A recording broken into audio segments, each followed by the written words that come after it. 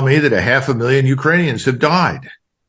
Now, during World War I, and we fought for 110 days during World War I, we sustained 318,000 casualties, and 110,000 Americans were killed.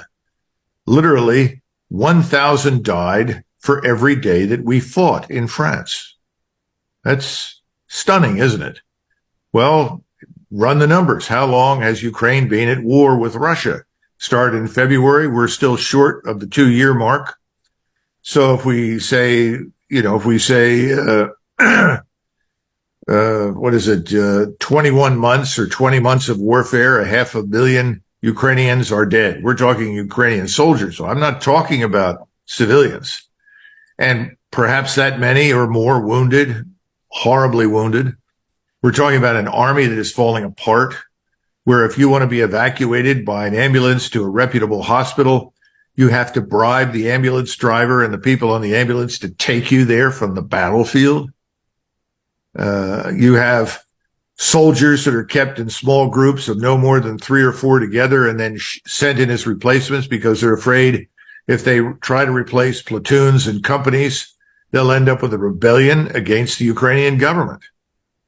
This war is over, but we won't let it die because the regime in Washington wants to maintain the fiction that there is something good happening in Kiev. There isn't.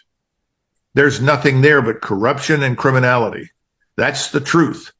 The Ukrainians are dying for nothing, pointlessly, in a war that should never have been fought. That's the truth.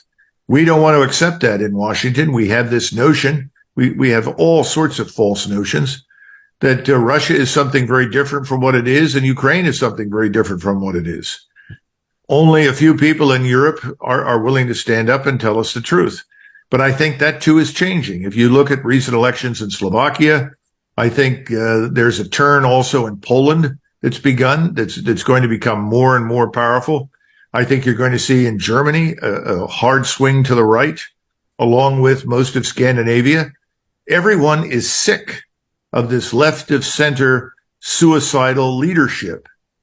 And I hope at some point that Americans will wake up and figure out that's what we're dealing with too. So I would right now pay very little attention to anything that comes through the Western media. You're not going to get the truth that way, at least not until governments in Europe change and not until the one here changes. Yeah. Okay. Secretary of Treasury Janet Yellen says that the United States is prepared and able to fund 2 wars at the same time. Is this true? Is this bluffing?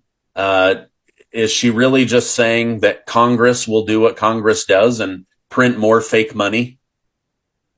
Yes, I think that's the first impulse. But if you look at the U.S. treasuries, the last treasury market gathering where we tried to sell bonds failed miserably. Nobody wants to buy our bonds. Now, the Fed for a very long time has walked in and bought up bonds, but they can't really do that much longer, and they know that. You've also flooded the market with cash.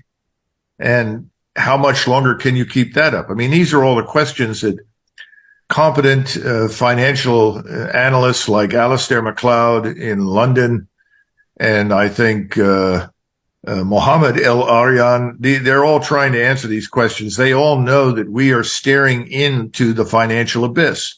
So the notion that we could continue to finance 2 total wars, which is really what it boils down to, is absurd. It's nonsensical.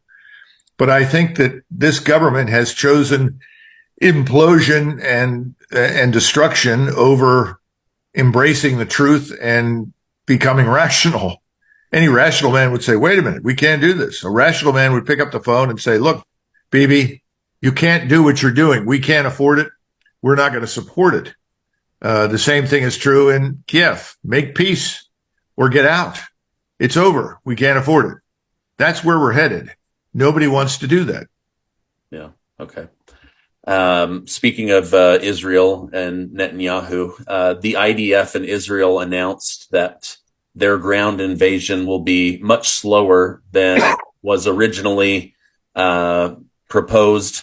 I don't know if emotions are starting to cool, or if they're just realizing Hamas is dug in deeper than they expected. Is going slow the right move? Because it seems like the world was pretty much gearing up to be against Israel, even though Israel was attacked, because they see Palestine as this small, landlocked country with no ability to defend itself, and it's 50% of its population are children. Bear with me. In 1227, an English army was sent to Scotland by Edward I. The army met a Scottish force in the vicinity of a place called Stirling Bridge. Ultimately, the English army was destroyed, was defeated. It wasn't simply defeated. The Scots then proceeded to murder everybody in the organization. Very few people managed to get back to the border with England and escape with their lives.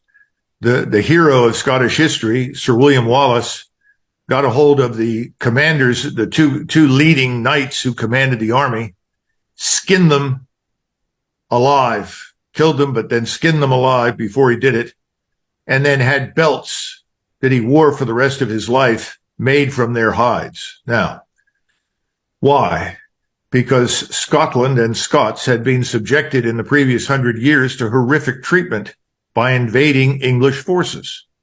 So they exploded with rage and anger, and the violence was outrageous, unbelievable. Today we look at that and we're just shocked. How could you make a man your national hero that skins people alive and makes belts out of their hide? Well, let's fast forward to Israel. There is so much blood in the sand in that part of the world involving the Palestinian Arabs and Arabs in general, Muslims, and the Jews who live in Israel, that we can't begin to line it up and explain it. What you witnessed on the 7th of October was horrific, barbarous, and savage. And if I were an Israeli, I would react exactly as they have. But it shouldn't come as a surprise, because the people living in Gaza have been living in what some people term the largest open-air concentration camp in the world. Now, some of that is their fault, and some of it is the fault, frankly, of the Israelis and also of the Arab states in the region, because you have Arab states in the region with enormous quantities of money who could have always intervened to help the people in Gaza and find a way out, even if it meant relocating them. But the Arab states in the region didn't want to do that. They didn't want any of these people in their country, and they saw value in maintaining the Palestinian Arab in a terrible position because it represented a permanent threat and irritant to the Israelis. Now, the Israelis, in the meantime, could they have done things differently? Well, of course, but we don't know the whole story. We can't recount everything here. My point is that this is not something that suddenly happened that was never going to happen. This was inevitable. The circumstances changed, and it happened. The question is, what are you going to do about it? And the Israelis have decided that it's time for the people in Gaza to go away. This is not an exercise in counterinsurgency. The Israelis are not clearing and holding something. They are expelling or killing and then permanently removing whatever they find. And their view is, if you're there with Hamas, if you're in the vicinity of Hamas, you're an enemy. You're a combatant. You deserve to die. Now, we in the United States, as a general rule, do not support collective punishment, which is what we're talking about. We find that unacceptable, violating the so-called laws of war and humanity. But that's what's happening. And the Israelis, as a result, have provoked